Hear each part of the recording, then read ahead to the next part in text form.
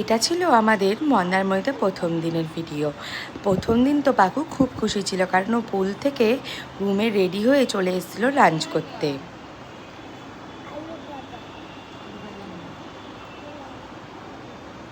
ফার্স্টেই চলে এলো স্যালাড আর পাঁপড়। এটা ছিল ওর মামাদের, আর ও মামাদের সাথে আগেই নেমে এসেছিলো লাঞ্চ করতে।